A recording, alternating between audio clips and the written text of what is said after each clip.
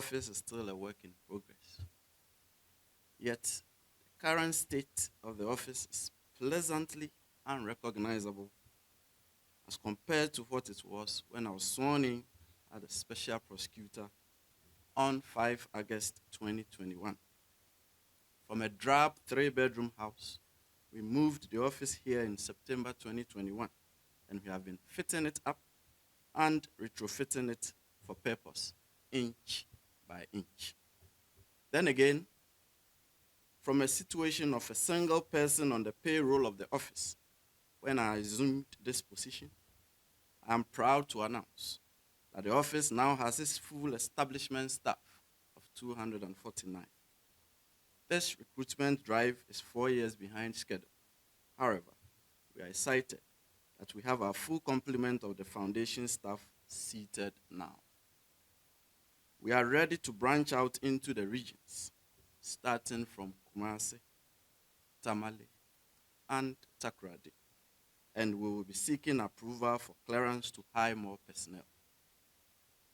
Members of the press, the office is the resolute flagship anti-corruption agency of the Republic in delivering on its mandate of investigating corruption and corruption-related offenses, prosecuting suspected offenders, recovering assets, and taking steps to prevent corruption. Apart from a few interviews we have granted in the course of 22 months, our interface with the media has been largely impersonal. We have invited you here for a change, to brief you directly on developments in respect of some ongoing investigations, and to take questions if you have any. I hope you don't have questions. On 22 July 2021, during my approval process before Parliament, I declared my resolve to render corruption a costly adventure on all accounts, and this office has been doing exactly that. A major pillar of the fight against corruption is transparency on the part of anti-corruption agencies. Corruption is perpetrated in stealth and in secrecy, and it thrives on its shrouded attributes. To firmly tackle corruption, we must fight it openly and bear it out in light for public scrutiny. At the OSP, we uphold transparency, and we inform the public promptly on occurrences and developments in respect of the cases under investigation and before the law courts. We do so where the publication will not endanger national security or compromise an ongoing investigation or unnecessarily impair the reputation of persons under investigation. In pursuance of transparency, we have adopted the policy that the office would issue a media release after every major judicial pronouncement or decision by informing the public on our judges' opinions in cases involving the OSP and stating the position of the office on the opinion in question as to whether the opinion progresses the fight against corruption or inhibits the fight against corruption.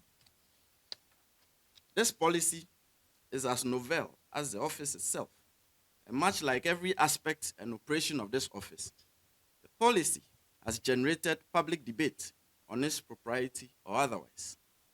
Those who applaud this policy of transparency see it for what it is: public information and assurances of the position of the office on the fight against corruption, and nothing more.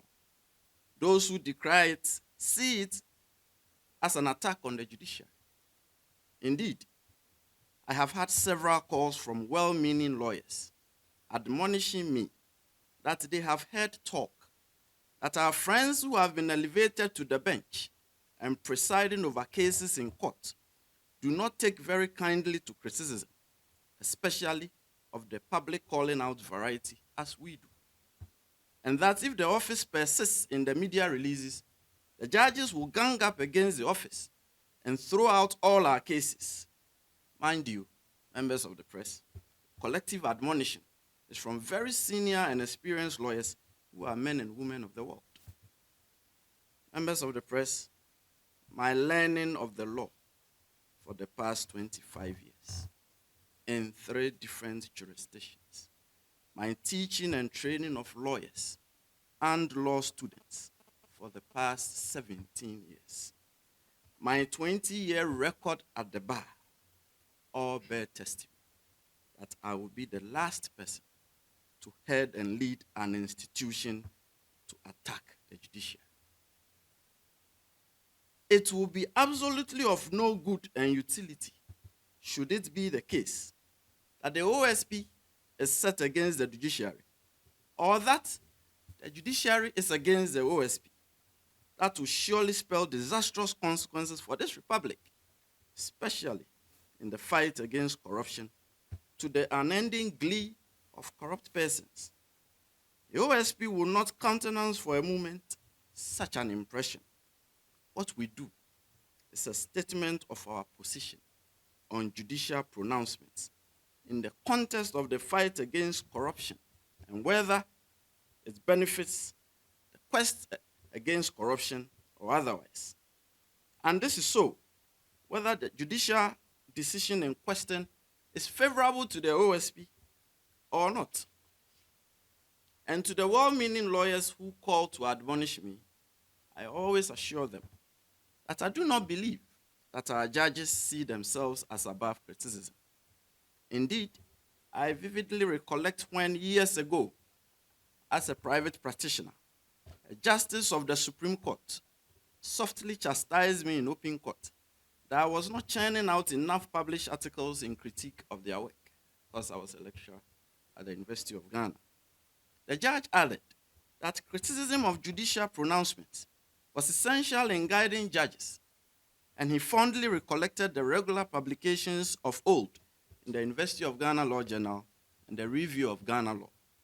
I reckoned the judge's observation with admiration.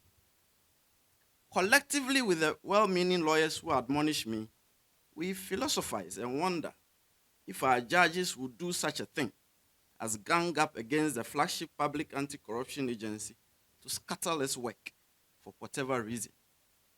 Our musings run along the lines of, would that not defeat the fight against corruption? Would that not put our young democracy in danger? Will the judges not stultify themselves in the process? We always end with an open-ended sigh, sometimes a sigh of relief, sometimes a sigh of concern, that may that never be the case. And personally, I do not believe that our judges will ever adopt such a dystopian stance. However, members of the press, there appears to be a developing trend of rather regressive and dismissive judicial decisions in respect of cases involving the OSP with troubling consequences. And it seems to us that a careful examination of these outcomes portends a disturbing specter that the fight against corruption is being hampered to the disbenefit of us all. And I do not say these things lightly. 4 instances will suffice. In one case, the OSP applied to the High Court for a confirmation of a freezing order in respect of a deceased person's estate. The judge refused to confirm the order by, in effect, holding that the OSP had come too late since the person of interest had died, and that his death had extinguished the inquiry commenced after the occurrence of death. We publicly commented on this outcome, and the danger of this outcome is obvious, members of the press. It is to the effect that a person may, in his lifetime, acquire property through corruption, and then upon his demise, happily pass on the corruptly acquired property to his estate, and by so doing, extinguish all scrutiny as to the propriety or otherwise of the acquisition of the property, because his corrupt activities were not discovered during his lifetime. In the second instance, the OSP had declared as wanted a person it believed to be a fugitive from justice. The person, through his lawyer, proceeded to the Human Rights Court on an ex parte application, and the judge, without even an inquiry as to why the OSP believed him to be a fugitive from justice, issued an injunction that the OSP should not arrest the person for a period of 10 days. Members of the press, this is dangerous. It encourages criminal suspects to go before the courts to seek injunction orders against law enforcement agencies from apprehending them. The judge did not advert his mind to the well-founded proposition that no one has the right not to be arrested, and he accorded the suspect a right not to be arrested. In the third instance, the OSP applied to the High Court for a confirmation of a seizure order and a freezing order in respect of a person who had just resigned from a ministerial position and had reported that large cash sums in foreign denominations had been stolen from her residence. In addition, the OSP subsequently discovered additional large cash sums in foreign denominations and cedis still stashed in her residence. The judge hastily dismissed the OSP's application and ordered a return of the seized amounts and the defreezing of her property. And he proceeded to lash out at the OSP for not doing a thorough investigation, without the slightest consideration that the seizure and freezing orders are designed by law to facilitate investigation into the affairs of suspects, and not the other way around of requiring thorough investigations before the OSP can seize or freeze. The judge also completely ignored the fact that in almost every jurisdiction, including Ghana, it is extremely unusual and highly suspicious for a public officer to have such large cash sums stashed in their homes, and that the circumstances of the case dictated pause and reflection and the granting of the OSP adequate time to carry out its investigation. In our estimation, the judge was only interested in the return of the money to the person of interest and nothing more. Then he proceeded to erect non-existent legal barriers to prevent the OSP from investigating the matter. I'll revisit this case. Members of the press, in the fourth instance, the OSP had issued an investigation report in respect of the grant of a customs advance ruling by the Customs Division of Ghana Revenue Authority. The report opined that there was an institutionalized culture of light-hearted unconcern regarding impropriety of action at the Customs Division of Ghana Revenue Authority, which indicated a high propensity to engender corruption and corruption-related activities. Consequently, the special prosecutor directed the opening of a wider investigation in respect of the affairs of the Customs Division. Further, in pursuance of the office's mandate of taking steps to prevent corruption, the special prosecutor directed remedial action by Ghana Revenue Authority. The authority has instituted processes on the basis of the special prosecutor's directive, which has saved the nation substantial revenue. Then comes the problem. The affected customs officials proceeded to the High Court to challenge the work of the OSP. The judge accused the OSP of constituting itself into a court and a commission of inquiry by making findings. In doing so, the judge conveniently shut his eyes to an express statutory provision that the OSP has the mandate to publish detected acts of corruption, and that was exactly what the OSP had done in the report. I wish it had ended there, but worse. The judge then proceeded to prohibit the OSP from further investigating the affected persons. Members of the press, the judge fell into the grievous fault of what he accused the OSP of by outlandishly going beyond his jurisdiction with a purported clothing of the affected persons with immunity from investigation and hence immunity from prosecution. Members of the press, the duty and mandate of the courts is to apply and enforce the laws of the Republic and not to grant persons immunity from criminal investigations and prosecution. A court cannot injunct the OSP from investigating or prosecuting any person.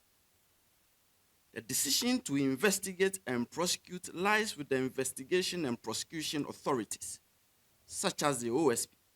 And the OSP has at all material times carried out its power to investigate with candor and professionalism, being minded of the rights of suspects under its investigation. Members of the press, just as it is essential that anyone accused of a crime should have free access to the courts so that he may be duly acquitted if found not guilty of the offense with which he or she is charged, it is also of the utmost importance that the judiciary should not interfere with investigation and prosecution authorities in respect of matters which are within their statutory powers. It will be gravely inimical to public policy, the fight against corruption, and the administration of justice if the court stepped into this arena to decide who should be investigated, who should be prosecuted, and who should not. That is not the function of adjudication. The danger of this startling decision is again quite obvious. A judge has in the process granted two persons immunity from investigation, and in effect, immunity from prosecution. This decision opens up a calamitous deluge, as every person under criminal investigation will be encouraged to take out suits to injunct investigation and prosecution bodies from investigating and prosecuting them. Indeed, there is a live case involving the OSP now, in which someone has taken the cue to seek to injunct the OSP from investigating them. The real and present danger looms largely on the consideration that by so doing, persons under investigation would end up conscripting the judiciary to clothe them with immunity from investigation and prosecution. Members of the press, I do not intend to sound as though I'm predicting doom, but we are facing doom. And this is it. With this development, it will not be long. A suspected murderer or armed robber would boldly walk to court with the unthinkable prayer that the court should injunct law enforcement agencies from investigating. We are not suggesting that the OSP does not make mistakes. We are not suggesting that we are infallible, and that every case brought by the OSP or against the OSP should end in a favorable outcome to the OSP, no matter how improbable the evidence. That is not what we are saying. However, it seems to us that this flagship public agency created by law to fight corruption should receive better regard and consideration by the courts, and not this developing trend of dismissiveness and regression without regard to its governing enactments, and certainly not the erection of non-existent hurdles in its work and operations. I wish I did not have to say all this, but it bears saying, and so I have said it. It is our duty as the Office of the Special Prosecutor to bear these things out.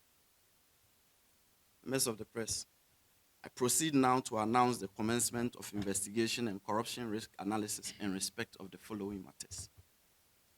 Number 1, government payroll. The OSP has commenced corruption risk assessment and investigation into suspected corruption and corruption-related offenses in respect of Government of Ghana Payroll Administration.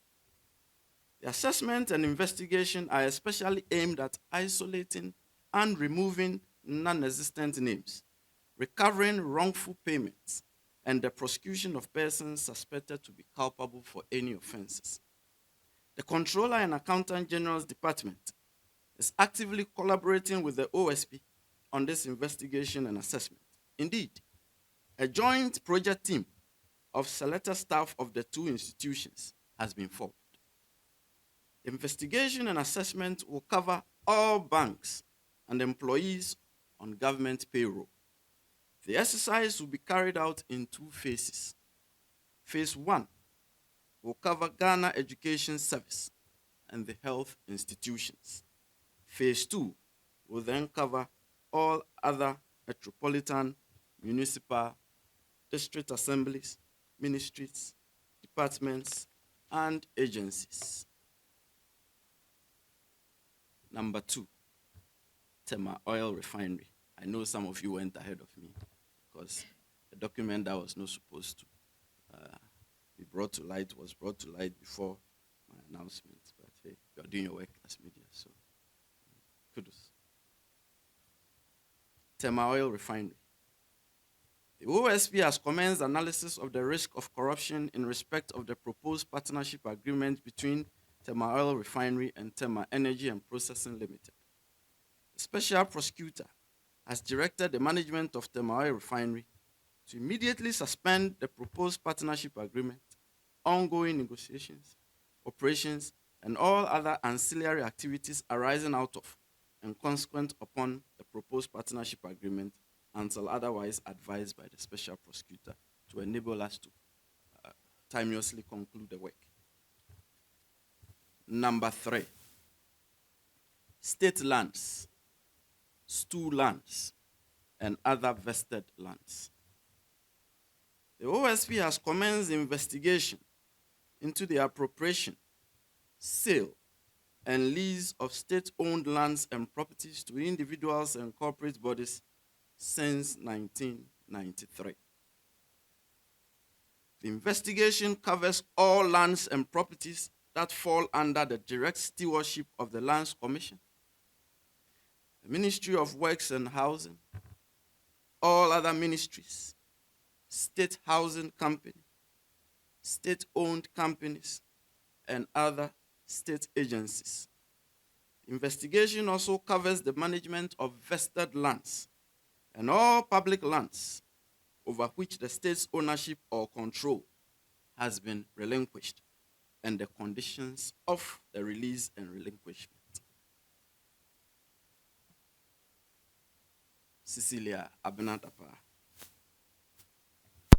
It will be recalled that in July, the OSP commenced investigation in respect of suspected corruption and corruption-related offenses regarding large amounts of money, mainly in foreign denominations, and other valuable items involving Ms. Cecilia Abinadapa, former Minister of Sanitation and Water Resources, and her spouse. It will also be recalled that the office took several steps, including freezing Ms. Dapa's bank accounts and investments, and seizing large sums from the residence of Ms. Dapa and her spouse. It will further be recalled that upon the refusal by the High Court to confirm the freezing and seizure orders, the office re-seized the cash sums and refroze the bank accounts and investments and applied to the court again for confirmation. The matter is still pending. It will be further recalled that the investigation became cross-border and transboundary upon the claim by persons of interest that part of the seized cash sums was transported into the jurisdiction from the United States. For that reason, the Federal Bureau of Investigation, FBI, of the United States became involved in a collaborative investigative work with the OSP on the matter. Investigation has been largely aimed at determining the sources of the large cash sums. Members of the press, we have had the benefit of 5 months of investigation, and the circumstances of the case are clearer to us. The investigation appears to show that parts of the case are in the province of money laundering and structuring.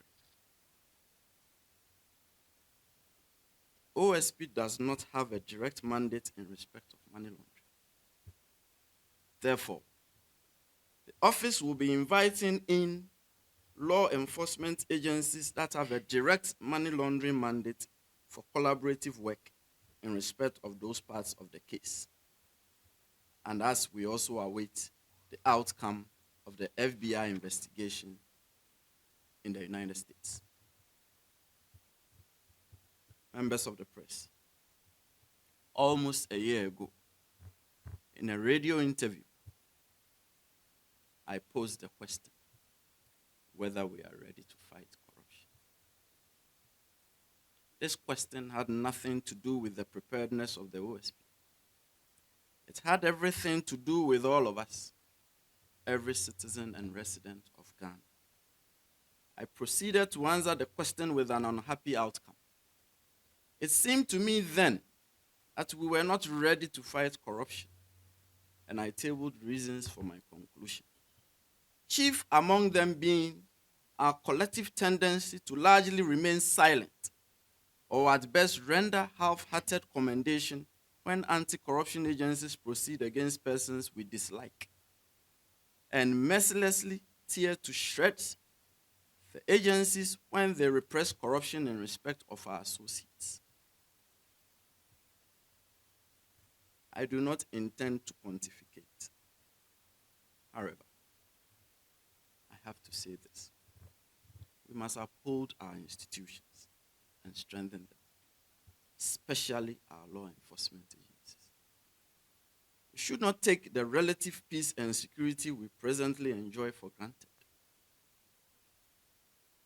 Globally, we live in very troubling times, and we must guard our small slice of heaven at all costs. Members of the press, OSP must be supported in this work. Should the OSP fail, Ghana would utterly lose the fight against corruption, with its attendant erosion of our democracy. Allow me to pose the question again. Are we ready to fight corruption?